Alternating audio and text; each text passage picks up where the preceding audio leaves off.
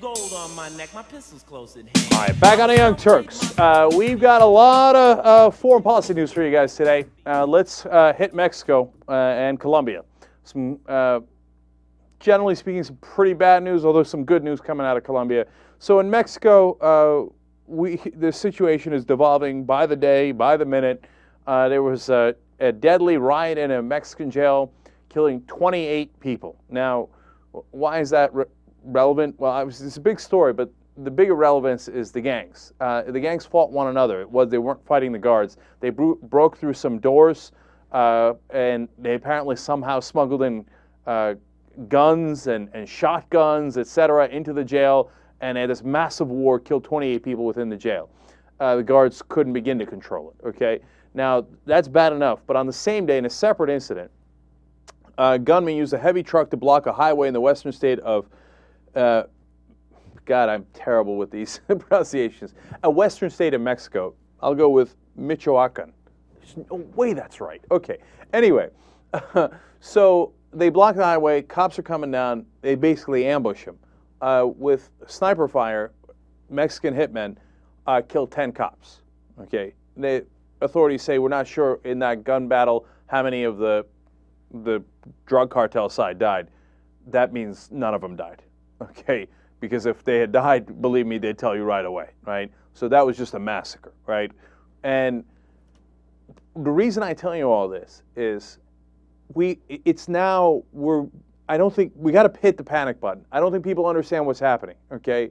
We've got, this drug war is creating a culture of gang violence in Mexico that is totally out of control, completely out of control. I mean, they're killing 10 cops and totally getting away with it. There's an actual, what's blowing my mind and why I keep spending so much time on it is, we've got an actual battle between the drug cartels and the Mexican government, and we're not sure who's going to win. It's not like, hey, you know, the U.S. government versus the drug, are we going to be able to prosecute them? Are we going to get them on tax evasion, et cetera? But it's not, like, there's never a question, oh, well, you know what, the drug cartel might just take over Phoenix or Minnesota. But in Mexico, there's a real question as to who runs the government in those areas. And the reason that all of this is happening, and by the way, to give you another number here, which is important, since Calderon, the president of Mexico, began his war on drugs in 2006, 23,000 people have died in the drug war. That's much more than the combined number of troops that have died for us in Iraq and Afghanistan combined. In fact, it's more than double that. Think about that. That's insane. And so, how do we stop it? There's one simple way. Everything else is, you're not winning the war. It's not, you're not going to solve it by killing more or imprisoning more drug cartel members or leaders. No, you stop the business being profitable. Legalize the drugs, and you won't have the drug gang problem. We know this. Come on, look.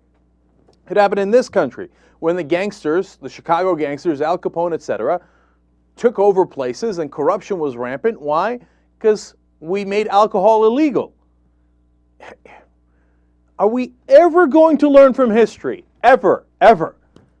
Legalize it, man. We know through what's happened in other countries like Netherlands that when you legalize drugs, less people take it, not more people. But damn it, at this point, the drug wars are so insane and so destabilizing of Mexico, let alone every other country, let alone our country, that even if the drug numbers doubled, drug users doubled, I'd still legalize it. Because the gang wars are worse than the problem of people taking illegal drugs. But they're not going to double.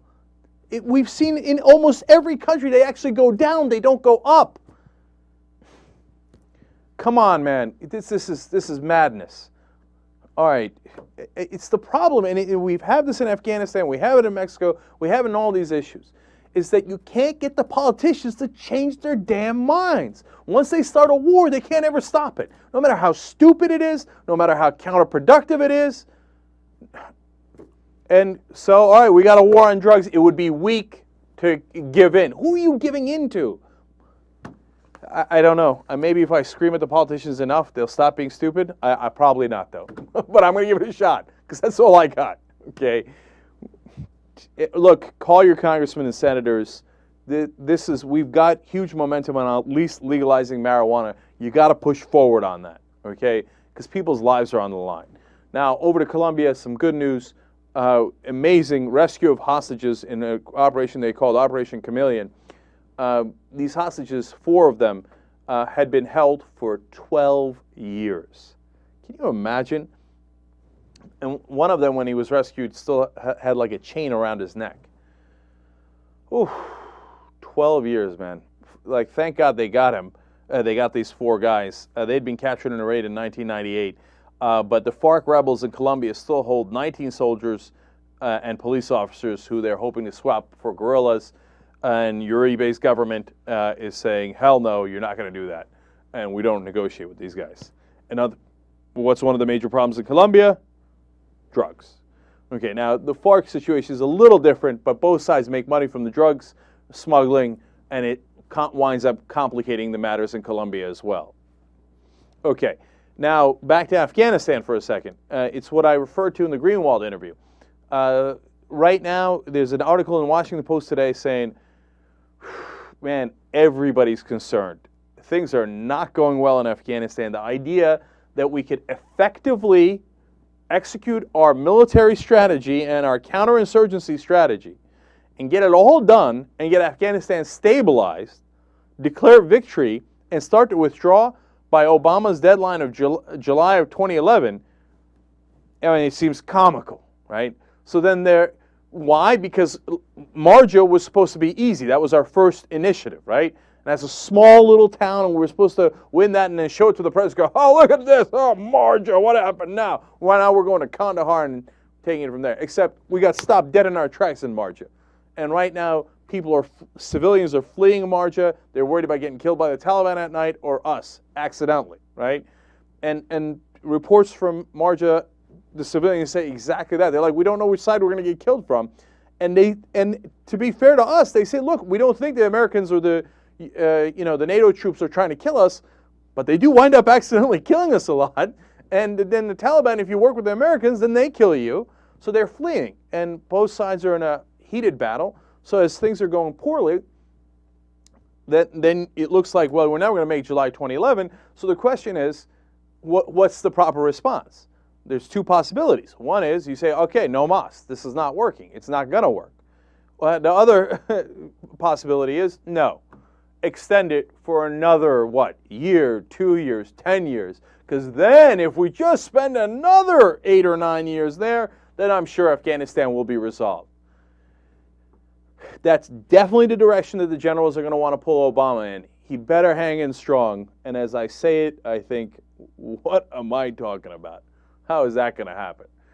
Okay, it might, because the politics of it might get so bad, the polling might get so bad that Obama's political instincts kick in and go, wait a minute.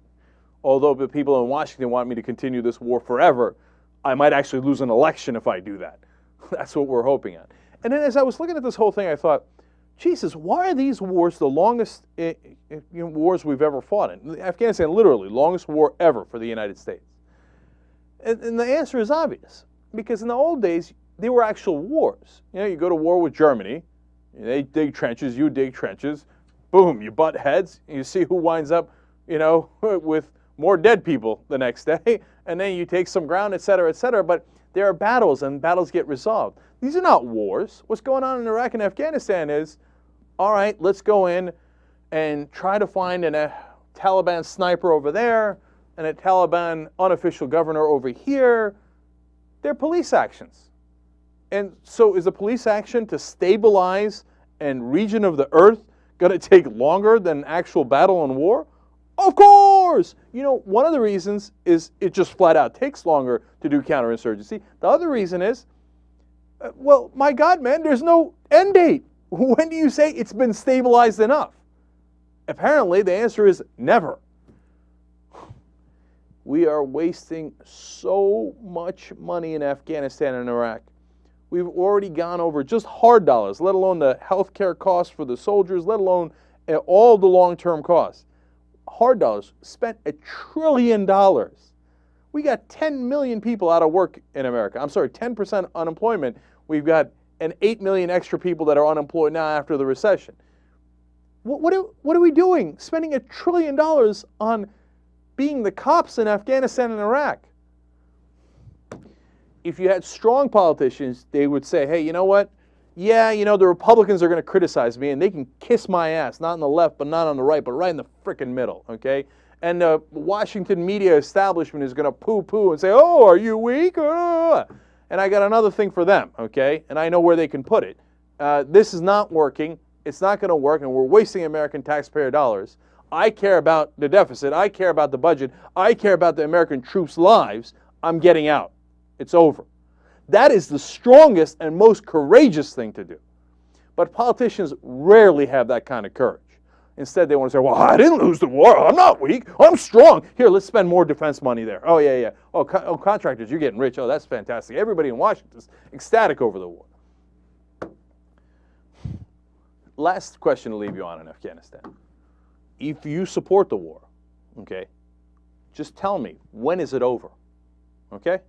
Just email us at theyoungturks.com or put a comment, whatever you want to do. When is the war over? When do we declare victory? My guess is none of you have a real answer to that. So what the hell are we doing in Afghanistan? All right, let me take a break here. We'll come back with Israel. I'm a knucklehead. I finally figured out something that I should have figured out years ago as to why they keep wanting to call it Islamist extremists. Joe Lieberman's written an article about it. It helped me to decipher the situation. We'll come right back. All right, back on the Young Turks. All right, we've got a lot of foreign policy news today. I don't know why, but here's a funny one for you. Gary Brooks Faulkner is a gentleman from the United States of America, and he decided that he's a 52-year-old construction worker from California, by the way, and he decided that he's going to go on a mission, okay? You know what his mission was? Go to Pakistan, go to the rural areas where he thinks bin Laden might be hiding, and kill him. Okay, well, you got to give it up to the guy for balls, right? I don't know if he's got a lot of common sense, but so he goes over to Pakistan, and when you go to those remote areas in Pakistan, and a lot of hikers do, etc., mountain climbers, you get a police escort because they don't want you to get hurt. They don't want you to get kidnapped, etc., right? So come to find out that he has evaded his police escort, and he's out on the loose. So the Pakistani authorities send guys to find him, and they find him in the woods. And they're like, Gary, what's going on? And he's like, I'm on a mission. Okay, what's the mission? I'm going to kill bin Laden. They're like, come on, get out of here. Let's go back to mountain climbing or something, all right? And at first they think he's kidding, but they take him in, and it turns out he's got a pistol, a 40-inch sword, and I love the 40-inch sword. Okay, the pistol I get, right? But he sees bin Laden, is he going to be like, on guard? Okay. Look, I love the guy's chutzpah, I do. And he's thinking, you know what, in a lot of ways, I'm on his side. The government didn't get the job done, right? How many troops did we send in Afghanistan when he's not even there, right? At least Gary's in the right country. He's in Pakistan. Now, I think he's in the wrong region, but I'm just guessing based on the reports that I've read. But he's like, look, man, somebody got to go get this son of a bitch. So he took it upon himself to give it a shot. Gary, I like your enthusiasm, but probably not how it's going to work out. And the Pakistanis now have him arrested, detained, and they're probably going to figure out a way to ship him back here. You know, American ingenuity, you never know. Maybe it would have worked. It's a long shot. But I like that somebody's trying, right? So, all right, there's Gary Brooks Faulkner for you. So now, there was an op-ed today in the Wall Street Journal by Joe Lieberman. So you know I'm going to love it. He's asking the question, who's the enemy in the war on terror? And his answer is violent Islamist extremism. And he goes on and on about how Obama is just calling it violent extremist, but that's not right. Or Obama's calling it Al-Qaeda. That's not right either. He thinks Al-Qaeda is too specific. Violent extremist is too broad. No, we need to call it by its name, violent Islamist extremism. And I'm thinking, what's up? What to put it politely, what's concerning him? Why does he want to label it this way, right? And they've been doing this for a long time. And my natural instinct was, it's a Republican or right-wing strategy. Lieberman claims to be an independent Democrat, of course, of finding an enemy and saying, okay, it's easy to understand. Here it is, Islam. Hate them. Let's go fight them, right? And I'm sure that that's, of course, a part of the answer. But as I was reading it, I find it finally became clear to me. It should have been clear years ago, but because I'm thinking, look, it's wrong on a couple of levels how he's calling it, labeling it, right? He says violent Islamist extremism and we must fight it all over the world, but that's actually not true. For example, there are violent militants in Chechnya, and they're fighting the Russian government. It's not like the America's at war with the Chechen rebels, nor should we want to be. That doesn't make any sense. Now, if you use Joe Lieberman's definition, then we're at war with them. My God, we're in enough wars. Why we got to go to Chechnya to get in a war that Russia's involved in? That's crazy, right? Or, for example, the Kurdish militants in Turkey. Now, that's died down a little bit now, but that was raging before. If it rages up again, are we at war? Is the United States of America at war with Kurdish because they're militants, because they're violent Islamist extremists? Well, that doesn't make any sense either. I mean, I'm sure Turkey would appreciate you getting their back on them, but that's not our war. That's not our battle, right? So it's a wrong way of identifying. And then the second problem, of course, is you appear to be smearing the whole religion. And that's why Obama's taking the word Islamist out of there, because we don't want to be at war with 1 billion people. We don't want to be in all those battles. And we don't have to be unless we pull them in and say, we're fighting you, we're at war with you, right? So why do it at all? Of course, because the neocons, which Joe Lieberman is squarely a part of, want us to be fighting Hamas and Hezbollah, who are not at war with the United States of America. Now, they have a conflict with Israel, and Israel's our ally, so we have them listed as terrorists fighting against Israel, and we're against them. And, there's some sense in that, right? But we're not at war with them, nor should we be. We shouldn't get into the middle of that conflict. But Lieberman and the neocons want us involved in that conflict. So that's an easy way to say, oh, well, Al-Qaeda hit us, but we're not fighting Al-Qaeda. We're fighting all violent Islamist extremists. Oh, look at that. Who's a violent Islamist extremist by Joe Lieberman's definition? Hamas and Hezbollah. So let's go to war on Israel's behalf. Okay, that's why they call it violent Islamist extremists. And it's ridiculous. And don't believe the hype. That's not the case. What they're going to do is pull us into more and more wars. And then the defense industry's happy, and maybe that's why they're on board. But we shouldn't get sucked into that trick that they have. And I'm glad that Obama hasn't gone down that route. Don't hold your breath on how that winds up eventually. But for now, good. He's not buying into their BS. Okay. So now one other thing on the Israel, or two other things on the Israeli issues. So don't worry, Israel's found an independent panel who's going to do an investigation. Now it turns out everybody on the panel is Israeli. Oh, but except a Canadian guy and an Irish guy. So it's all going to be okay. Now, what's the U.S. position? Of course. Do I have to tell you? Israel said it, so it's instantly our official position. Oh, that panel is super independent. It's totally great. So, well, all right, look, they got an Irish guy on there, so should be independent. What's his name? It's David Trimble, and he's with the Ulster Unionist Party. Okay, that's interesting. Oh, and founding member of the Friends of Israel, along with John Bolton, one of the top neocons in this country. Okay, now if you think that's bad, wait till you get of the mission statement that he helped write. This is the guy that's part of the independent panel on the Israeli flotilla raid. The initiative is being launched now, he's saying, this Friends of Israel.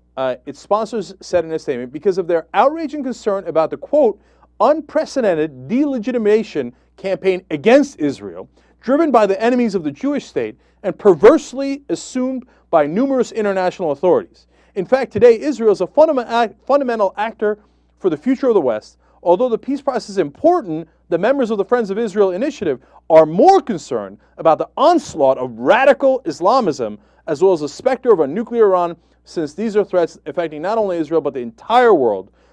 So Trimble, the member of this independent panel, okay, is saying the real problem is Islamism and the delegitimation of Israel by propaganda against them. And what's the propaganda against them? that they go on ships in international waters and kill 9 people on board. Don't worry, that panel will be super independent. I can't wait to hear what their conclusions are.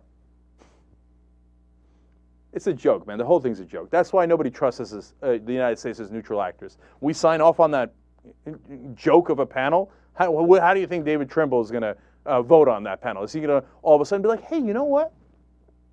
Maybe Israel was, even though I've co-founded the Friends of Israel, maybe Israel's wrong on this one, and they shouldn't have shot those people. Or is he going to say, well, of course they had sticks and a couple of butter knives. Obviously they deserve to be executed. Well, otherwise you would be delegitimizing Israel. You know, that's the latest thing. I'm seeing posters here in LA too. They're saying that if you criticize Israel at all for the flotilla or anything else, you're trying to delegitimize Israel. Okay, so under that rationale, well, first of all, we got to shut down this show because we criticize the United States government all the time. Hence, we must be delegitimizing the United States. What a great, I mean, God, they got PR spin for everything. So they can come and kill 9 people on board and shoot 30 others. That's not the problem. The problem is if you criticize them for that, you're trying to delegitimize them, and it's your fault. Independent panel, everything's going to be all right. Okay, so now we go from that to our own crazies on this issue. Michelle Bachmann is going to go on Fox News Channel and lie up a storm. Okay, just about everything she says here is false. So first let's give you the interview, and then I'll tell you what the reality is. Clip number 3. I also don't think it was a good signal for the president to give $400 million in aid to Gaza. He had a choice to make last week. The president could have had the choice between standing with Benjamin Netanyahu or standing with Ahmadinejad and Hamas. Hamas is a terrorist organization. This should not have been a difficult choice, but the president chose to stand with Hamas, and then they were rewarded this week with $400 million in aid. Gee, you don't think that will embolden them to take future aggressive actions against Israel, do you? I mean, these are very serious consequences, and we have to consider them, I think, very strongly. Congresswoman, we talked about that at the top of the show, the fact that we are considering giving $400 million to an area that is controlled by Hamas. Now, I know the administration is going to say, look, this money is going to be very carefully monitored, but every time we give money to an area that is controlled by a terrorist organization, whether it's the PLO or Hamas, some of that slips through to the terrorists. Isn't that against law? I mean, we put people in jail who contribute money to Hamas, even indirectly. Boy, absolutely. Why would we be trying to prop up that government? And again, the humanitarian flotillas that come through with medicine, food, and supplies for the people that live in the Gaza region, Israel is all too happy to let that humanitarian aid go through. I mean, after all, remember, Israel supplies the electricity for Gaza. So Israel wants the people to do well in Gaza. I also don't think... Okay, where to start? Israel's all too happy to let humanitarian aid through. Well, they have a funny way of showing it. You know, one way to let the humanitarian aid through is to let it through. And we've covered that endlessly on the show as to they don't let it all through. They don't allow a great number of items. They let things stay there for a year, et cetera. I don't want to get back into that. But let's talk about the heart of this, right? So it made it appear as if Obama just gave $400 million to Hamas, right? Obviously, of course, that's not true. What he's doing is giving $400 million in aid to the Gaza and West Bank, and he is specifically not giving it to Hamas. In fact, look, money is how you control people. That's part of the reason we give money to Egypt as part of the peace deal with Israel. That's part of the reason we give money to the Palestinian territories. Because if they get hooked on that money, then we can control them better. Then we say, hey, listen, you do our thing, or we take the money back, right? So we funnel that money through Fatah, who is fighting Hamas, and we funnel it through NGOs and the United Nations. You know who else did that? Bush. Under Bush, even after Hamas won the elections and gained control of Gaza, Bush doubled the amount of money being sent over to Gaza and the West Bank. Now, why did he do that? For the reasons that I explained. Now, when Bush was doubling the amount of money sent over to Gaza, did Michelle Bachmann talk about, and Fox News talk about how he was giving money to the terrorists?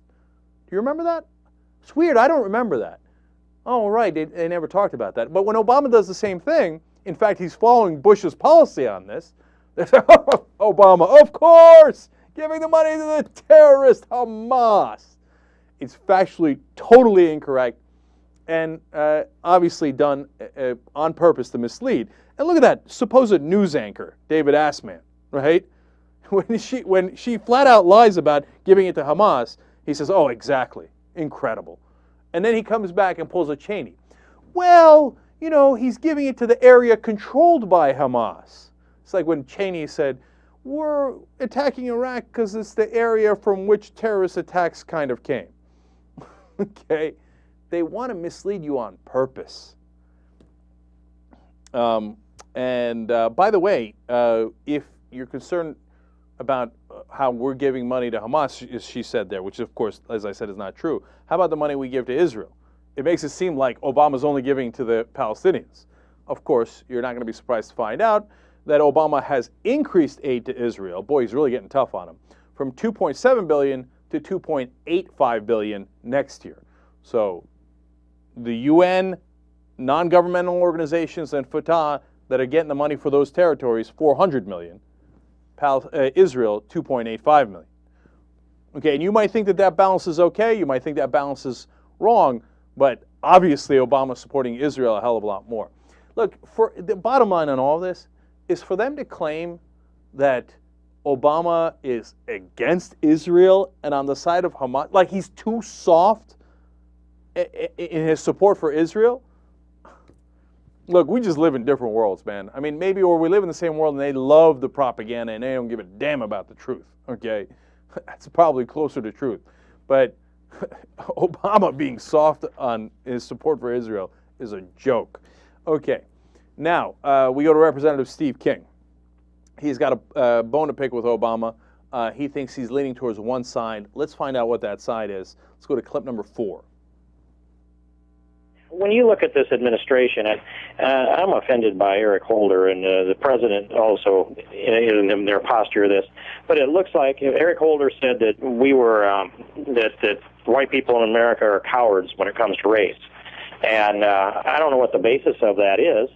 But I'm not a coward when it comes to that, and I'm happy to talk about these things, and I think we should. But the president has demonstrated he's got a default mechanism of him that breaks down the side of race, on the side of it favors the black person. Well, at least he's clear on it.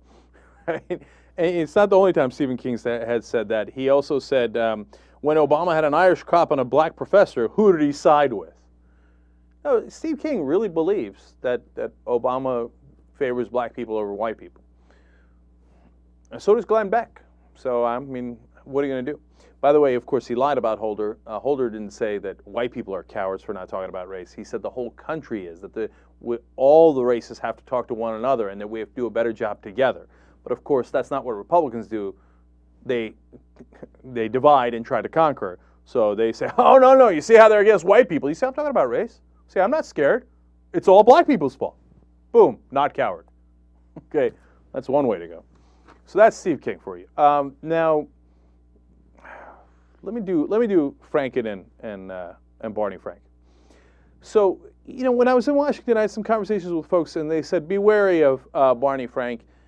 He's not as pro-financial reform as he appears, and he knows 100 different ways to, you know, bring in pro-banking parts of the legislation forward. Now, to be fair, he's had some strong push for some strong reform as well. So it's a mixed bag with Barney Frank on that issue. But he's now on a side of the battle that is clearly the wrong side. He's fighting Al Franken on the one piece of the legislation that I like the most, the one that I have said throughout is the best part of the legislation. It is the part that says, hey, you know what? The rating agencies need to be separated from the companies that they are rating, because otherwise they're going to have all the incentive in the world to say, oh, you're going to pay me to give you a good rating? Great, then I'll give you a good rating. And then that becomes a huge problem for you and I, because then the pension funds, where our money is, turn around and go, well, Moody's and Standard & Poor's said it was a AAA, that it was a great rating. Well, they said that to get the contract from Goldman Sachs and Citibank and JP Morgan. So Franken has a brilliant amendment, and it's very simple. It says, look, we're going to set up a middle person to give out those contracts to those different companies so that they don't have to, they're not directly linked to the banks that they're rating. Plus, we'll give out the contracts based on how accurate their ratings are. That's perfect. That protects investors, which is important in capitalism, and it protects average Americans who have money in our mutual funds and the pension funds, etc. And it is inarguable. It's such an obviously good idea that it's hard to oppose, and even some Republicans are on board for it. So Barney Frank is trying to get it removed. Now, Barney Frank is supposed to be one of the most progressive guys, and he's in the House side, and he's leading this effort.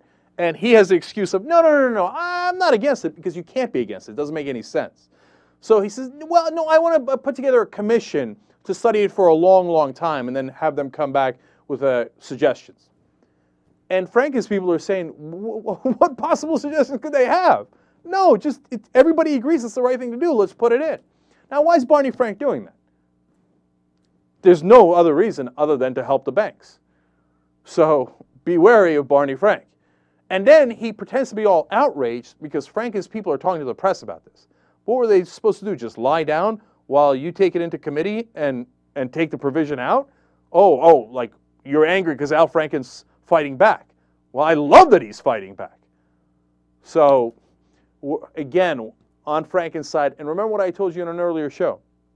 What people inside D.C. are saying is that Franken's staff is the best staff because they're not looking to get lobbyist jobs afterwards. So they're writing actually good pieces of legislation that actually does reform. Almost everybody else is corrupted because their staff who writes the bills are like, well, you know, okay, I mean, the banks are not going to be happy about that. We might want to take that out. So in this battle between Franken and Frank, definitely on Al Franken's side. Thank God he won that election in Minnesota. One of the few guys who's actually fighting for us. All right. That's all I got for this hour. Come right back, Young Turks. I got a back on the Young Turks. up in my hand. Look, we've got a World Cup story for you, and my apologies to everybody. Today's a 2-hour show because I got to go to a Lakers game. Okay, we scored some Lakers tickets, Game 6. What are you gonna do? Okay, call me a bad guy. Okay, but I'll hopefully have a fun report back for you tomorrow from the game. We're planning to. We'll see if we actually do this, but we're thinking of buying Celtics and Lakers shirts. And every time the lead changes, change the shirt. Okay. So if the Lakers are leading, be like a real fair weather fan from LA. If the Celtics are leading, you put the Celtics shirt back on. And if the Celtics win tonight and we walk out with our Celtics shirts, we'll also report back on whether we got our ass beat. You guys should go in with the Celtics shirt under and the Lakers shirt over. And as soon as the Celtics take the lead, just be like, oh, forget this. That's not a bad idea. I Yeah. kind of like that. World Cup. I didn't get to see the match, but North Korea hanging in there with Brazil. They only lost 2-1, and they sank one of their ships. North Korea is allowed to play soccer? Yes, we have allowed them to play soccer. But no, well, you know what, though? I thought the same thing. Okay? I was like, oh, they get to participate in this? You know? But, of course, why not? Right? And I'm shocked that they put together a team that's in the World Cup and only lost 2-1 to Brazil. Mm-hmm. I thought they were going to lose like 6-0. Okay, bless their hearts. All right. So now here's a disturbing World Cup story. Yes. 2 men in Somalia have been killed by Islamic militants for watching the World Cup. It is not allowed, and they got killed. A day after that, 10 people were arrested by the same Islamic militants, and they are basically looking for anybody who's watching the game. They say that it's a waste of time. They should focus on pursuing holy jihad instead. Look, this is part, it's both the reason why you have to be concerned about fundamentalist Muslims like this that actually are extremists and violent, etc., right? Because, I mean, just mental. It's part of the reason I hate it, right? As an ideology, etc., it is the exact opposite of what we stand for, right? And there's no one that I oppose more than these guys, right? It's also the reason why, in some ironic way, you don't have to worry about them too much. Okay, why? Here's what they're not going to do. Convince the whole world to not watch soccer. Okay, they can't even convince anybody in their backyard not to watch soccer. The whole story explains how people are sneaking around at the risk of death, still watching the World Cup. Right. Okay, I mean, because there's a lot of African countries involved, Somalia obviously in Africa, and they're like, Nigeria, Argentina, they're like, we gotta watch that game. And so if people watch these games, despite the possibility that they might get killed, perhaps it's a natural human instinct, and in the long run, you're gonna lose to that, okay? And I know partly why they're doing it. It's because they're like against all entertainment, because they view it as some sort of competition. You know how like the crazy Christians view Harry Potter as competition, right? And they're like, oh, he's doing magic tricks. We do magic tricks, not Harry Potter. I hate Harry Potter. And these guys are like, we're what you should be focusing on, not this, Western, things, whether it's the radio, which they also kill people for, TV, or even soccer matches. That's so crazy. For that to be enough reason to end someone's life. Because you're so afraid that people are going to leave your religion or are going to stop believing in your beliefs while they're watching entertainment. It's totally untenable. It's like when they first taught me about communism, they're like, you see, the way this economic system works is everybody works as hard as they possibly can and then takes back as little as they need. And I was like, yeah, on which planet? Right? That ain't going to work. And in this planet, you're going to tell me that you're going to stop people from getting entertainment in any way, shape, or form, and that people are going to sign on to that? They're not going to sign on to that. That battle is hopeless, okay? So, obviously we want to get rid of these guys as quickly as possible, these, violent jihadists. But at the same time, their ideology is so stupid and backwards, it has no chance of working in the long term. And by the way, just quick note now on, how in the last hour I did the story about how Lieberman wants to call them violent Islamist extremists. So these guys are in Somalia, and they are violent Islamist extremists, right? So as you can tell, I couldn't be more against them. So should we go to war? Are we at war with these Somalian guys because they executed a couple of guys who were watching the World Cup? I mean, I hate that they did that, but should we declare war on them? That's insane. But Lieberman doesn't want that. It's a trick to get you to fight Hamas and Hezbollah. All right, you see my point. Let's move on. All right. Apple is in a little bit of trouble because they censored an app that featured, it was a comic that featured two homosexual males kissing in the nude. So they censored the app, and then they decided to uncensor it after they caught a little bit of heat for it. And now a lot of different app creators are complaining because they're saying that Apple will censor the applications of smaller companies, but when it comes to bigger companies like Playboy and Hustler, they'll let it go. They'll allow the nudity. Well, and here's the uncensored version. Ooh. That puts you in trouble, man. They look like they're having some seriously gay fun. So now, look, Apple partly gave in because it's a larger company, and that's why people are angry about that. But this is part of their larger war on porn. Right, yes. And so I don't think that, and by the way, they don't allow Hustler. They allow Playboy and Sports Illustrated, okay, which have similar degree of nudity as many of the smaller apps, right? But that they don't let through. But I think this is a Steve Jobs thing. I think he thinks if you are in the serious money-making business, you got to run away from porn. Right. He said that Apple has a moral responsibility to keep this material off of the iPhone, and that he believes that he wants to promise consumers, quote, freedom from porn. No, I love the quote. Continue it, because what he says, the next part is the best part. He says, folks who want porn can go buy an Android. Yeah, I think that's a bad idea, man. The worst idea ever. Do you know how many people are into porn? Do you know how many people want to watch porn on their phones? You don't want to give those people to your competitor. Yeah, it's one thing to say, hey, we don't do porn, because then for business reasons, right? Okay, I get it. And then that's why they get into trouble with these comics. They're like, is it porn? Is it not porn? And so that's why they do the censorship, and it gets ugly, but at least I understand the rationale behind it, right? But when you go on this rampage, what does freedom from porn mean? If we want freedom from porn, we have it. We don't have to go get it, right? Freedom from porn. Like someone's like shoving it down our throats. Like, yeah, nobody came and said, like, watch this porn, watch it, right?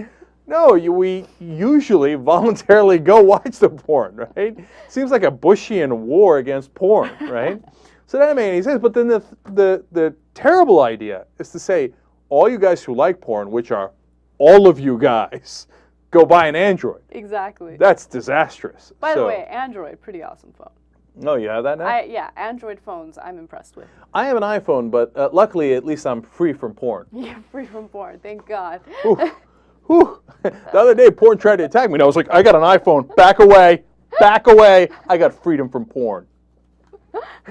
Okay, all right. Steve Jobs, calm down. 10-2, 10-2. Bring it down for me. Okay, next.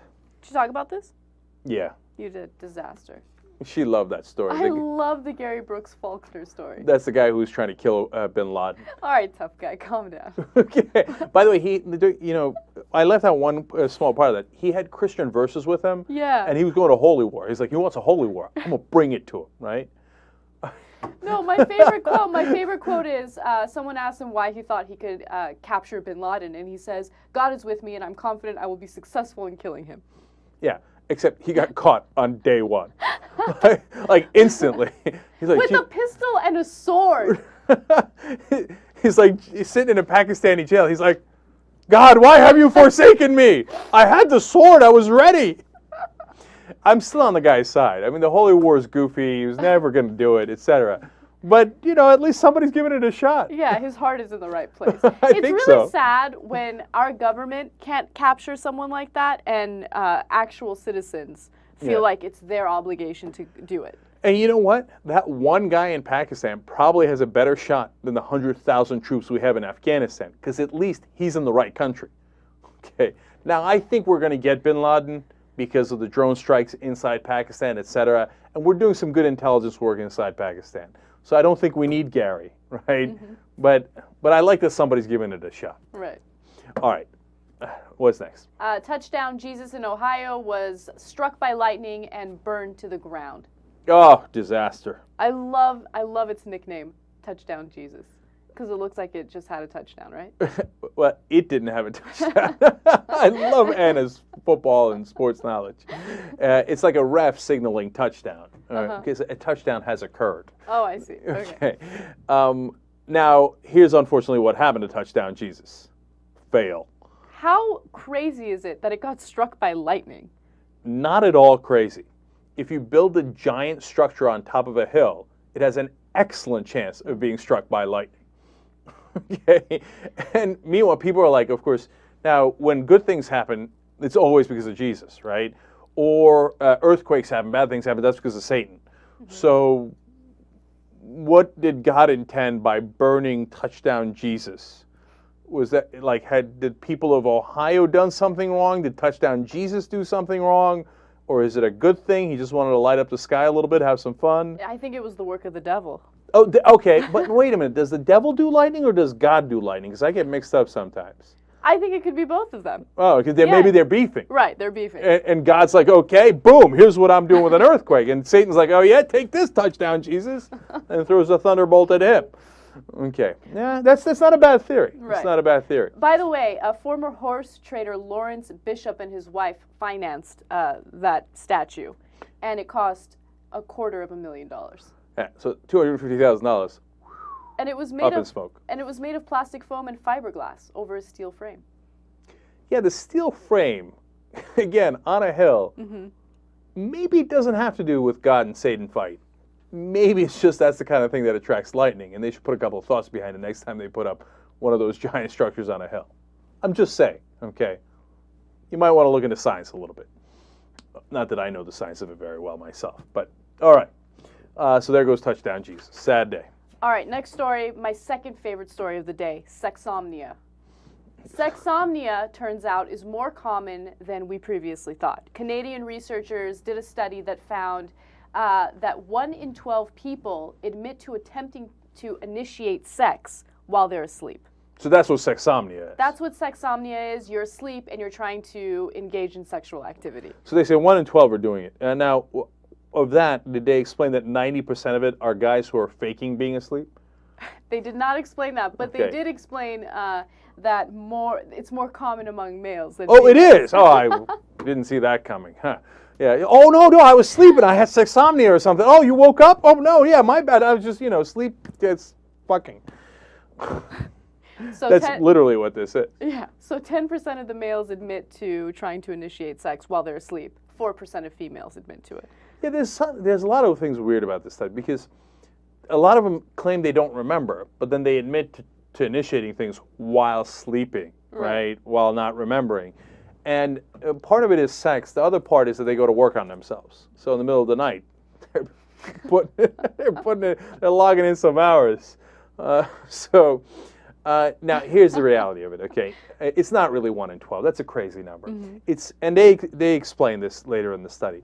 It's 1 in 12 people who had trouble sleeping and hence went to a sleep clinic. Exactly. So that's a much smaller percentage of people. Then you go, oh, okay, among the people who have trouble sleeping, could 1 in 12 have trouble sleeping because they're getting hard at night and want to do something with that, consciously or unconsciously? Okay, yeah, I could believe that, right? And especially when they said it was mainly guys. So I was like, yeah, okay, totally makes sense. But even that statistic is crazy. 1 in 12 people who have issues sleeping are sexsomniacs. I love that term. You know what I am? I'm a sexsomniac. Yeah. Okay. It's a little crazy, but I guess so. Yeah, I'm not fully buying it. Don't get me wrong. Okay, I'm 8 out of 10 is probably a bullshit excuse. And now that we've done the story, oh, forget about it. Now that it's out there, everybody's gonna be like, please, I have a psychological disorder. A little respect. I'm a sexsomniac. All right. Okay, don't believe the hype. All right. By the way, in England, in some court cases, the excuse of sexsomnia is used of course, as a defense. Of course. Easiest thing in the world to predict. All right, you know what? Let's take a quick break here. Let's come back in 1 second. Young Turks.